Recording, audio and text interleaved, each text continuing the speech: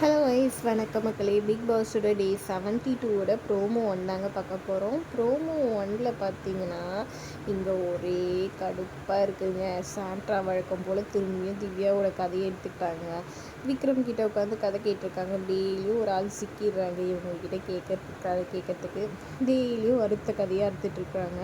நானே ப்ரெசன்ட் போன சோகத்தில் உட்காந்துட்டு இருந்தேன், ஃபீல் பண்ணிக்கிட்டு ஏன் அவர் போனார், எப்படி போனார் என்னன்னு சொல்லிட்டு. அந்நேரத்துக்கு அவளுக்கு அந்த கபோர்ட் வேணும், அவங்க தான் நாங்கள் ஷேர் பண்ணியிருக்கோம், அதனால நீ இப்போவே என் துணியெல்லாம் எடு அப்படின்னு சொன்னான்.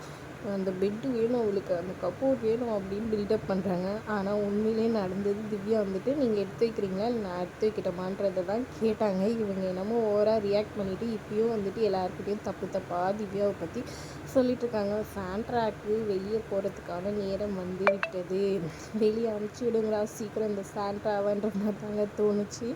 நீங்கள் என்ன நினைக்கிறீங்கன்றதை மறக்காமல் கமெண்ட் பண்ணுங்கள். வீடியோ பிடிச்சிருந்தா லைக் பண்ணிக்கோங்க. தேங்க்ஸ் ஃபார் வாட்சிங் மக்களே.